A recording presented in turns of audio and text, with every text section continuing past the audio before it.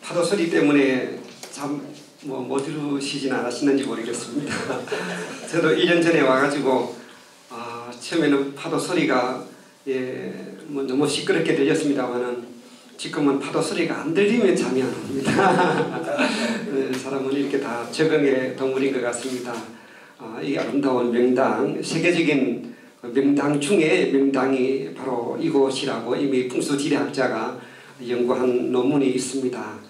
세계의 명당이 한반도라고 하는 것은 이미 알고 있고, 그 한반도의 명당이 그 백두산을 중심하고 그 용맥이 그대로 쪽바로 흘러서 이렇게 모인 곳이 바로 이곳이라고 이미 증명이 되어졌습니다.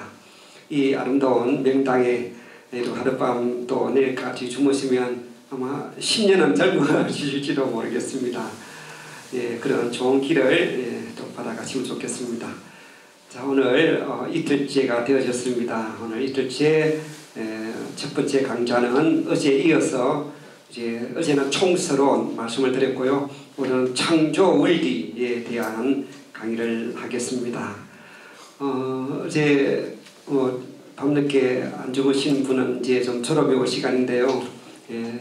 미리 말씀드리지만 졸업이 온다 그러면 일어서셔서 뒤에서 서서 들으시기 바랍니다. 억지로 졸음을 참으려고 하면은 강의도 안 들어오고 분위기도 흐리고 하니까 다 조용하게 뒤에 가셔서 서서 강의를 들어오면 됩니다. 또 우리 조장님들은 앞에 조는 분이 있다 그럼 마침 두 분 다 제일 뒤에 앉으신데요. 조는 사람이 앞에 있다 그러면 사정없이 때리지 마시고 조용하게 사탕을 입에 넣어주시면 됩니다. 사탕 하나면 졸음이 달아나니까요. 또 어깨도 주물러 주시고 그런 역할을 하는 것이 조장 역할입니다. 부탁을 드립니다. 자, 창조 원리, 중요한 하나님의 이 삼라만상을 창조하신 그런 설계도를 공부합니다. 여러분 편안한 자리에서 지금 이런 강의를 들으실 수 있지만 이 내용을, 이 진리를 밝히시기까지 우리 문충자님이 얼마나 힘든 영적인 싸움 그리고 고난과 그런 수련의 길을 통해서, 그러니까 도의 길을 통해서 그런 얻은 그런 진리입니다. 그런 내용을 아시고 마음에 좀 더 뭐라고 할까요? 이 진리를 받아들이는 진지한 자세를 가지고 들어주시면 좋겠습니다. 이게 안 넘가네.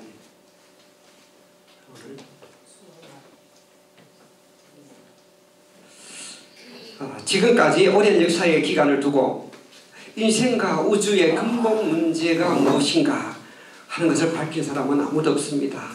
그것은 우리 인간과 우주가 어떻게 창조되었느냐 하는 그런 구국의 원리를 모르기 때문입니다. 그러나 보다 더 성결과지는 이런 결과적인 존재에 관한 문제가 아니라 원인적인 존재에 관한 문제입니다. 따라서 이런 인간과 인생과 우주의 근본 문제를 밝히기 위해서는 원인자 되시는 창조주 하나님에 대한 문제를 풀어야만 이 문제가 다 밝혀지게 되어 있다는 사실입니다. 그래서 우리 통일원리에서는 이런 신관, 하나님에 대한 확실한 관을 제시하고 있습니다. 많은 기독교인들이 있지만 하나님에 대해서 연구하고 하나님에 대한 질문을 하는 자체가 불경스럽게 생각을 합니다. 감히 우리가 어떻게 하나님을 논하느냐. 그러나 우리 통일원리에서는 하나님에 대한 부분을 확실히 먼저 점령하고 들어가는 것입니다. 그것이 오늘 현대인들에게 이런 하나님에 대한 문제를 정확하게 알려주어야만이 제대로 이해를 하고 또 이런 모든 문제가 다 풀려지기 때문이죠. 자, 그래서 하나님의 일성성상과 피조세계, 참 어려운 타이틀 같지만 쭉 강의를 들어보시면 이해가 되실 것입니다. 하나님은 어떠한 분으로 계실까요? 하나님 보신 분이 계시나요? 하나님 확실히 있다라고 자신있게 말할 수 있는 분 한 손 들어보시죠. 한 분도 없으세요? 한 분.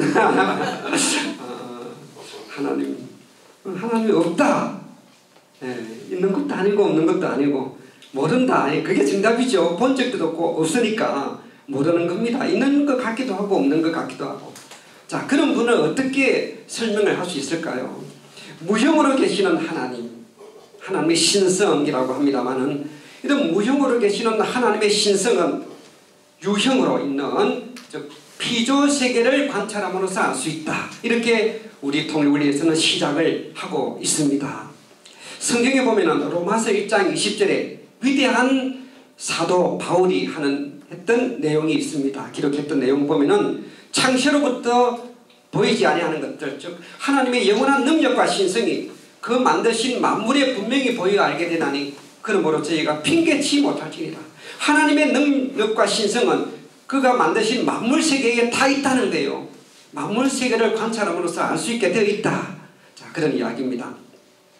자, 예를 들면 어떤 작품이라고 하는 것은 반드시 작사의 성품이 실체적으로 전개되어 나타나는 결과물입니다. 작품이 어느 날 하늘에서 뚝 떨어집니까?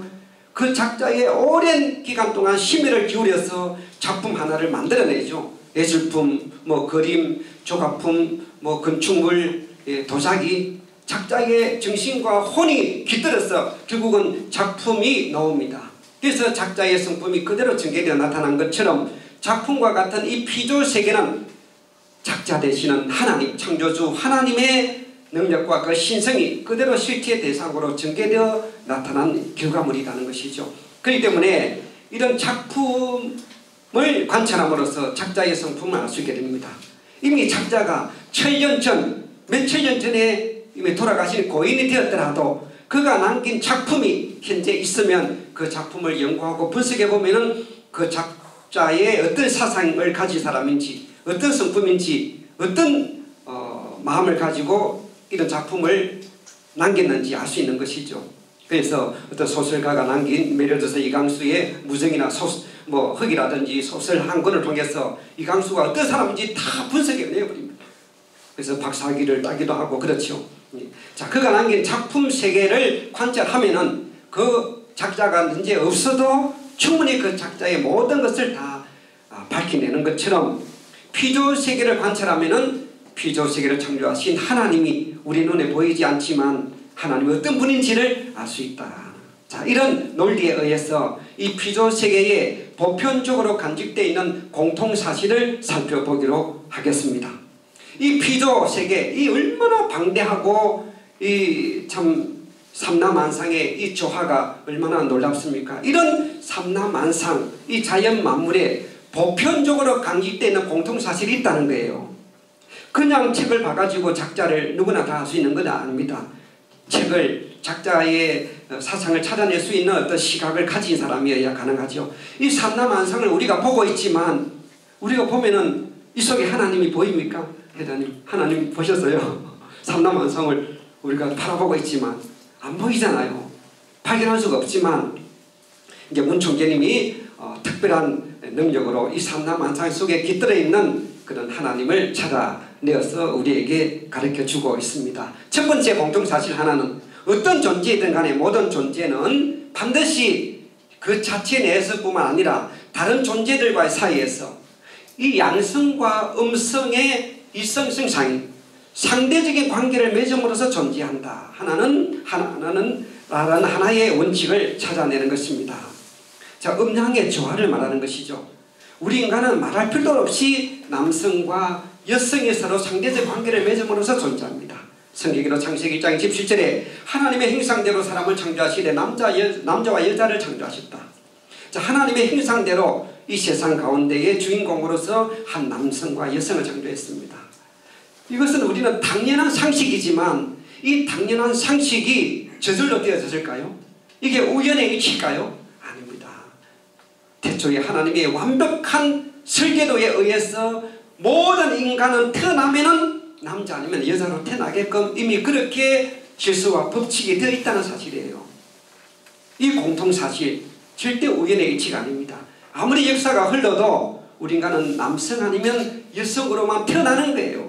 태어나면은 남자는 남자끼리 여자는 여자끼리 삽니까? 때가 되면 반드시 부부가 되고 또 자녀를 태어나서 영원히 그 인간의 종족이 번식되고 있는 것입니다. 이처럼 우리 인간은 남성과 여성이 서로 상대적 관계를 맺음으로써 존재하는 것입니다. 어떤 동물이든 간에 지구상에 뭐 수만의 동물들의 세계가 있지만, 종류가 있지만, 어떤 동물이라 하더라도 그 동물은 반드시 태어나면 수컷과 암컷으로만 태어나는 것.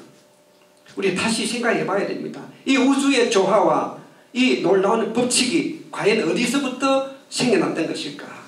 태초에 하나님의 설계도가 그렇게 되어지지 않았더라면 이런 동물의 세계가 아메바로부터 아메바, 세균까지도, 박테리아까지도 모두가 다 음과 양으로 존재한다는 사실이에요. 식물은 종류가 얼마나 많습니까? 다양한 식물, 꽃, 나무, 그리고 과일, 어떤 식물 세계라 하더라도 수술과 암술로 존재한다는 사실입니다. 그러면 그 외에 모든 존재들은 광물이죠. 흙과 돌과 우리 주변에 있는 모든 이 광물체, 더 나아가서 이 광물질을 가장 물질의 최소 단위고 작은 입자를 소립자라고 합니다. 이 소립자에서 원자, 분자에 이르기까지 모든 광물질도 양성과 음성으로 존재한다는 사실이에요. 양성과 음성, 양자와 전자, 플러스 이온과 마이너스 이온, 이런 양음의 조화에 의해서 소립자는 원자를, 원자는 분자를 구성하게 되고, 분자는 모든 동식물에 흡수되어 그들의 영양소가 되는 것입니다. 이렇게 넣어갈 때 이 모든 삼라만상의 존재의 가장 근본적인 존재를 형성하고 있는 가장 법칙 중에 또 하나가 이렇게 상상원리다.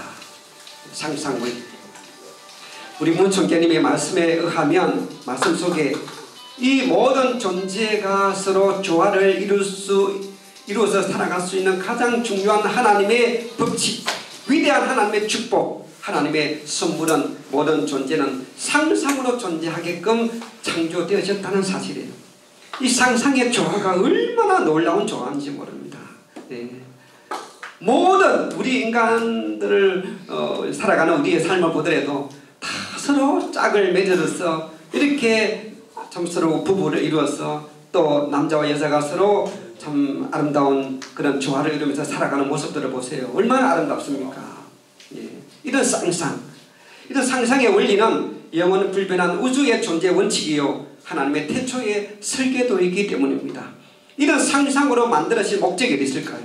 하나님이 이 지구상의 어떠한 존재들도 다 짝으로 맺어서 살아가게끔 하나님이 창조하신 목적은 그 짝이, 다시 말해서 그 한쪽이 따로 떨어져서 살게끔 되어 있지 않다는 거예요. 때가 되면 시키지 않아도 다 이렇게 사랑으로 영원한 조화와 통일을 이루고 번식을 하도록 하기 위해서 하나님이 창조하신 자연세계입니다.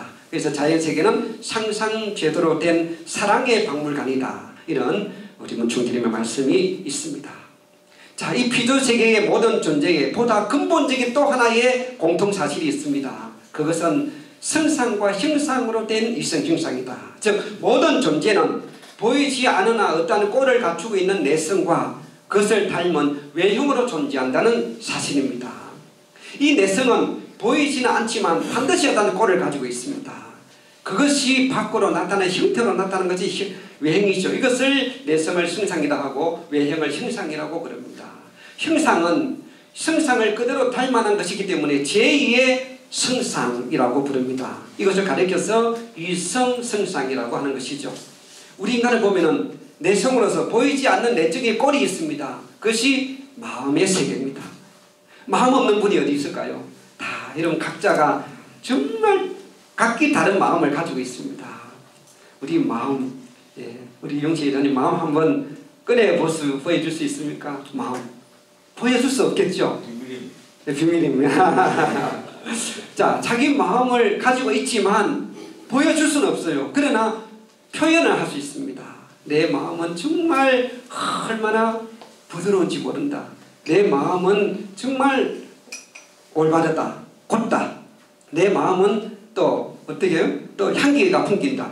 자기 마음도 표현을 합니다. 향기가 있고 모양도 있고 온도도 있어요. 어떤 사람은 마음이 아주 차가워요. 어떤 사람은 마음이 아주 그냥 꾸불꾸불해요. 어떤 마음은 아주 모질고 또 향기가 아니라 정말 나쁜 악취를 풍기는 사람도 있습니다. 이렇게 보이지 않는 이 마음의 세계에 이것을 그대로 닮아나서 나타난 것이 바로 몸입니다. 그래서 우리 인간의 마음과 이 운명이라고 하는 것은 보이는 몸을 통해서 사주팔자, 그리고 수상, 관상, 골상, 뭐 이름을 풀이해가지고도 제가 아는 철학관에 아는 사람이 있어서 자주 이렇게 만났던 적이 있는데요. 이 우리 인간의 이 모든 운명은 다 철학을 통해서 거의 다 나타난다는 거예요. 오묘한 것이죠. 이렇게 우리 인간의 마음과 운명은 그 몸을 통해서 다 나타나게 되어 있습니다. 그래서 몸은 제2의 마음이다 라고 부르는 것이죠. 동물도 동물의 마음의 세계가 있고 그 몸이 있습니다. 동물도 우린 것보다 더 놀라운 이 마음의 세계가 작용합니다. 새끼를 지키고 또 먹이를 주고 키우고 짝을 맺고 하는 동물의 본능의 마음이 있습니다. 그리고 역시 식물의 마음이 있죠. 요즘도 이 과학적으로 식물의 마음이 얼마나 예민하게 작용하는지 이미 데이터화하고 있어요. 식물도 보이지 않는 움직이지 못하는 식물도 이 마음의 세계가 있어서 정말 주인의 따뜻한 말 한마디, 좋은 음악 그를 통해서 반응하고 또 나쁜 시끄러운 음악에 대해서는 또 안 좋게 반응을 하는 것이 이미 나타나 있습니다. 이미 한번 텔레비에도 방송되었지만 밥공기를 밥을 퍼가지고 다 보셨죠? 밥을 퍼가지고 공기에 각각 유리컵에 담아가지고 그 방송국에 다니면서 아나운서들에게 다 하나씩 주면서 한 2, 3주 정도 한께는 사랑해 또 고마워 이런 말만 사용하고 한쪽 컵에는 유리컵에 들어있는 이 밥에는 아주 미워 짜증나 이렇게 이야기해라는 거예요. 근데 한 20일이 지나서 그 결과가 어떻게 나타났을까요? 고마워 사랑했던 그 밤에는 곰팡이가 물론 폈지만 아주 하얀 곰팡이가 폈고 짜증나 미워 하는 이 밥에는 아주 흉측한 시커먼 곰팡이가 폈다. 이렇게 이 밥까지도 서로 좋은 말을 듣고 싶어 하는 것이죠. 식물의 마음의 세계가 있다 하는 것입니다. 그리고 광물질에도 내명성이라고 해서 내재 명령하는 성질이 있습니다. 이런 내명성에 의해서 또 그 체가 형성되는 것이죠. 모든 분자나 문자나 소립자 역시 그 자체 내에 지시하고 명령하는 성질이 있는 것입니다. 수많은 원소들이 있죠. 몇 개의 원소들이 있지만 이 원소들이 떠돌아다니다가 자기하고 결합할 수 있는 그런 성질이 가지는 원소를 만나면 반드시 만납니다. 결합해가지고 물질을 형성하죠. NaCl, 염화 나트륨이 떠돌아다니다가 이 두 것이 가까이 오면서 서로 결합을 해가지고 소금을 만들고 H2O, 물을 만들고 이처럼 원소들도 명령 지시하는 성질이 있기 때문에 자기하고 상대적으로 맞는 원소들이 나타나면 결합을 하게 되어 있는 것입니다. 이런 광물의 세계 이렇게 연구를 해볼 때 이 모든 광물질을 형성하고 있는 모든 존재계의 궁극적인 원인이 되는 한 존재가 있다. 과학에서 그것을 제1원인이라고 그럽니다. 이런 제1원인자로부터 이 삼라망상이 형성됐다는 거예요. 그래서 제1원인자를 하나님이라고 부를 수가 있다 하는 것입니다. 그래서 하나님도 이런 모든 존재들처럼 성상과 형상으로 존재하는데 하나님은 근본된 분이시기 때문에 본성상과 본형상으로 존재한다라고 말씀드릴 수가 있겠습니다. 자, 이것을 종합해보면 하나님은 본성상과 본형상의 이런 일성성상의 중화적 주체다. 좀 어려운 단어죠. 어려운 이야기지만 하나님이 막연하게 계시는 분이 아니라 이 피조 삼라만상을 형성하게 되는 원인자 되시기 때문에 하나님 자체 내에서도 피조세계와 동일한 요소로 존재하신다는 겁니다.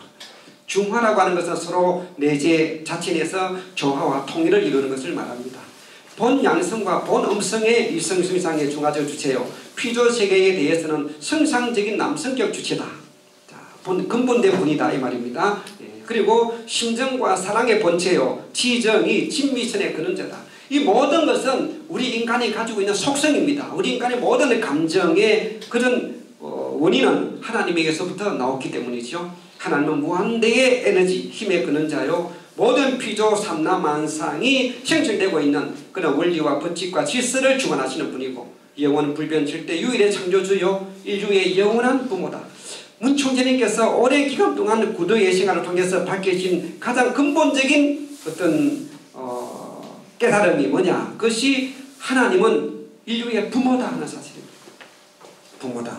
부모가 있어야 자녀가 태어나는 것처럼 인류의 부모로서 이 타락한 인간을 오늘까지 찾아오신 하나님이다. 그래서 이런 하나님이 인류의 부모다 하는 것을 밝혔습니다. 그래서 문총재님의 불것이에도 신인지 관계는 부자지 인연이다. 이런 문총재님의 불것이를 참 잘 쓰십니다. 하나님과 인간의 관계가 바로 부자지 인연이다 하는 것이죠. 자, 하나님께서 이 세계를 창조하신 동기가 바로 부모와 같은 심정이 동기가 되었다 그럽니다. 심정. 이 심정의 세계가 없어서 가지고는 창조가 일어날 수가 없다는 거예요. 심정이란 대상을 사랑하면서 기뻐하고자 하는 억제할 수 없는 정적인 충동, 사랑하지 않고서는 견딜 수 없는 그런 마음이 동기가 되어져서 당신의 사랑의 대상자로 피조세계를 창조하신 겁니다. 심정이란 하나님의 본질적 속성이며 하나님의 참사랑의 뿌리다 하는 것이에요. 참사랑의 뿌리. 우리 통일에서 가장 많이 쓰는 단어 중에 하나가 참사랑입니다. 참사랑이란 위함을 받겠다는 것이 아니고 남을 위해, 전체를 위해 먼저 베푸는 사랑을 말합니다. 죽어도 주었다는 사실 자체를 기억하지 않고 끊임없이 베푸는 사랑을 참사랑입니다. 하나님의 심정이 동기가 되어서 이런 참사랑의 대상으로 피조세계를 창조하셨다 하는 것입니다. 자, 이게 하나님에 대한 천체적인 내용인데요. 이 그림인데 방금 설명해 드린 것을 이렇게 도표해 놓은 거고요. 자, 그러면 하나님과 이 피조세계, 피조세계라고 하는 단어에 대해서 생시하실 것입니다. 어떤 신에 의해서 지음을 받은 세계다 해서 피조세계라고 부릅니다. 그래서 오늘 결과적인 이 모든 삼라만상 전체를 가리켜서 하나님이 지었던 세계다 해서 피조세계라고 이름을 붙입니다. 하나님의 이성성상이 구상이 되어져서 그것이 로고소, 말씀, 즉 창조 원리라고 하는 설계도에 의해서 전개되어 나타난 것이 바로 피조세계입니다. 그래서 하나님의 형상을 그대로 닮은 것이 인간이고 하나님의 형상을 상징적으로 나타난 것이 바로 만물이다 하는 것입니다. 그래서 우리 인간은 하나님의 모양을 그대로 닮은 것이고 이 만물세계는 하나님의 속성을 상징적으로 나타내고 있습니다. 우리 인간과 만물은 개성길리키다. 지구상에 수많은 인류가 왔다 갔고 지금도 살고 있지만 똑같은 인간은 한 사람도 없습니다. 다 독특한 그 개성을 가진 진리의 실체라는 거예요. 하나님의 한 부분을 닮아서 태어난 위대한 가치를 지닌 인간입니다. 그렇기 때문에 우리 인간은 똑같은 사람이 나타날 수가 없다는 것이죠. 모든 존재는 서로 관계 속에서 존재하게 되어 있는 것입니다. 자, 여기서 시의 원리라고 제가 적어놨는데요. 여러분, 시가 얼마나 많이 있습니까? 모든 게 다 시로부터 또 이렇게 존재하고 있지 않습니까? 가장 작은 시가 뭐 겨자시라고도 하나요? 또 민들레 시도 있고, 이런 작은 시라 하더라도 그 시 속에 그 식물이 또 그 과일들이, 나무가 존재할 수 있는 모든 그림이 설계도가 다 들어있는 겁니다. 그 시 속에 내재된 설계도대로 전개가 나타납니다. 수박씨를 심으면 반드시 그 수박 설계도대로 수박의 모양과 또 수박의 맛과 향기를 그대로 피우는 것이죠. 수박을 씨를 심었는데 호박이 나타날 리가 없는 것이죠. 그 씨 속에 들어있는 그 설계도대로 그대로 전개되어 나타나는 것입니다. 시 중에서 가장 작은 시가 정자입니다. 우리 사람의 시죠. 뭐 겨우 현명으로 봐야 보이는 이 작은 정자, 그 시 속에, 사람 시 속에 그 아기가 앞으로 태어나서 살아가야 할 모든 운명과 그림이 다 들어있는 겁니다. 위대한 설계도가 바로 정자 속에 들어있는 인간의 설계도다라고 볼 수가 있겠습니다. 이런 그림 한 장을 제가 가져와 봤습니다. 이거는 로마에 있는 시스티나 성당의 내부 벽화입니다. 미켈란젤로가 10년에 가까운 세월 동안 그렸던 그림입니다. 이 속에는 이 성경 속에 들어있는 모든 천지 창조, 타락, 구원, 최후의 심판까지 모든 것이 한 카트 한 카트 직접 다 그린 것이죠. 이 천장벽화를 그리기 위해서는 얼마나 힘들었겠습니까? 누워서 그린 거, 누워서. 그림을 그려서 붙인 것이 아닙니다. 그대로, 그러니까 목 디스크까지 걸렸다고 하는 이야기가 있는데요. 자, 이 중에서 한 카트가 바로 창조, 천지 창조에 대한 그림입니다. 가장 많이 알려져 있습니다. 우리 하나님께서 인간을 창조하신 그런 하나님과 인간과의 만남을 참 이런 그림으로 표현했다고 하는 것은 대단한 상상이죠. E.T.라고 하는 영화도 여기서 발생된다고 하는 이야기도 있습니다만은, 자, 성경의 구약에 39권, 신약이 27권, 신구약 66권, 이 성경 전체를 꿰뚫는 그 첫 한 마디가 뭐냐? 창세기 1장 1절입니다. 태초에 하나님이 천지를 창조하십니다. 신이 우리 인간에게 하시고 싶은 말씀이 얼마나 많겠습니까마는, 그 하시고 싶은 말씀 중에 가장 중요한 한 말이 있다면, 내가 이 세상을 창조했다. 뭐 갖가지 진화론인이 떠들고 있지만 간단합니다. 하나님이 이 세상을 창조하셨습니다. 그래서 태초에 하나님이 천지를 창조하시니라 라고 성경이 시작이 되고 있습니다. 하나님이 이 세계를 왜 만드셨을까요? 왜 만든지 궁금하지 않습니까? 왜 만드셨을까? 하나님이 이 세상을 만드시고 축복해 주신 내용이 창세기 1장 28절에 있습니다. 생육하고 번성하여 만물 세계를 다스리라. 우리 인간에게 너희들이 정말 올바르게 성장하고 인격을 갖추어서, 그리고 부부를 이루고 가정을 이루어서 번성하고 이 만물 세계를 다스리고 천국을 이루어서 살아라 하는 것이죠. 이런 아름다운 세계를 만드시고 그의 주인공으로 아들 딸로서 아담과 해아를 창조하셨습니다. 이렇게 이 삼라만상을 다 창조하시고 마지막에 하나님께서 당신의 아들 딸로서 아담과 해아를 지었습니다. 그 아들 딸이 마지막 하나님 만드셨거든요. 만드시면서 아들 딸을 만들기 전에 이 모든 환경을 다 창조하셨습니다. 여러분, 아기가 태어나면은, 아기가 태어나기 전에 이 아기가 태어나서 하나도 불편함이 없게 얼마나 부모가 10개월 동안 정성을 들이고 준비합니까? 물론 태교도 많이 하고 있지만, 우리 의장님 조금 옆으로 비디오를 촬영하고 있어가지고 촬영을 한다고 그럽니다. 그러니까 이 아기가 태어나기 전에 모든 환경을 다 구비합니다. 정말 벽지도 다시 바르고 집안도 다시 또 이렇게 갖추고 아기를 위한 장난감도 준비하듯이, 하나님이 우리 인간을 당신의 아들 딸로 창조하시기 전에 이 삼라만상을 먼저 지으셨는데, 우리 자녀들이 보고 정말 기뻐할 수 있는 모든 환경을 다 만들었습니다. 그래서 여러분, 오늘 하나님께서 이 눈에 보이는 모든 삼라만상을 누구 때문에 만드셨을까? 바로 나를 위해서. 우리 여러분 각자 내 한 사람 한 사람을 위해서 하나님이 만드셨다라고 이러면 생각하시고, 앞으로 이 수련을 받고 나시면요, 이 세상을 바라보는 시각이 달라져야 됩니다. 그냥 아무렇게나 이렇게 살아가기가 쉽죠. 한평생 감사한 줄도 모르고 그냥 불평하면서. 그렇지만 하나님이 이 세상을 나를 위해서 하나하나 다 심혈을 기울여서 만드셨다고 생각한다면 이 세상을 바라보는 우리의 시각이 달라지게 됩니다. 지나가다가 꽃 한 송이, 나무 한 그루, 기슭에 피어있는 그 민들레 하나라도, 그 잡초 같은 풀 하나라도 누구를? 우리를 위해서, 나를 위해서 하나님이 창조하신 겁니다. 여러분은 음식을 먹을 때마다 여러분은 고맙다는 생각을 얼마나 하고 있는지 모르겠습니다만, 정말 과일 하나를 먹을 때마다, 식사할 때마다 정말 하나님이 나를 위해서 만드는 이 맛있는 음식을 내가 먹을 수 있어서 얼마나 행복한지 모릅니다. 그리고 공수래 공수가 빈손으로 왔다가 빈손으로 갑니다. 이 땅에 태어나는 순간 하나님이 죽을 때까지 하나도 불편하지 않게 살게끔 다 준비해 놓았습니다.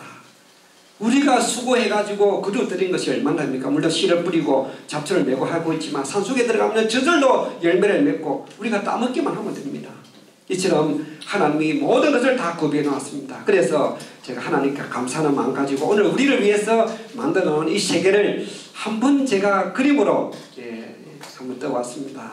이 꽃 한 송이를 여러분 그냥 보지 마세요. 이런 설계도를 하나님 설계도를 작성하시고, 이런 꽃을 만들면은 내 아들 딸이 기뻐하겠구나. 그럼 이런 꽃이 아니고 이런 꽃을 만들어 볼까? 이런 꽃을 만들어 볼까? 다양한 꽃들을 하나님의 설계를 하시고 우리 아담과 해아가, 당신의 자녀들이, 오늘 우리가 보고 기뻐하도록 만들어 놓은 아름다운 환경입니다. 참 꽃 한 송이를 그냥 보시면 안 됩니다. 이게 그냥 우연히 나타난 것이 아니에요. 이 하나하나를 설계하기까지, 그림을 그리고 창조하기까지 하나님의 수고가 있었다는 겁니다. 참 동물 모양의 꽃들이 있는 것도 보고 놀랐고요. 놀랍습니다. 원숭이 같은 꽃도 있어요. 이런 꽃을 보는 순간 다 또 재밌어서 이뻐서 웃잖아요. 네, 웃는 모습을 보고 싶어서 네, 하나님의 이런 재미난 모양의 꽃들이 실제로 있습니다. 네. 자, 그러면은 꽃만 있습니까? 이러면 바다 속에 들어가 보면은 얼마나 아름다운지 모릅니다. 우리 무스의 청주님의 말씀에 하면 앞으로 시대는, 앞으로 미래 세계는 바다 속에 수중 빌딩을 짓고 수중 주택을 짓고 바다 속에서 살 때가 반드시 온다 라고 말씀하고 있습니다. 바닷물이 H2O입니다. 거기에 산소가 들어있기 때문에 그것을 산소로 바꿔버리는 기계가 이미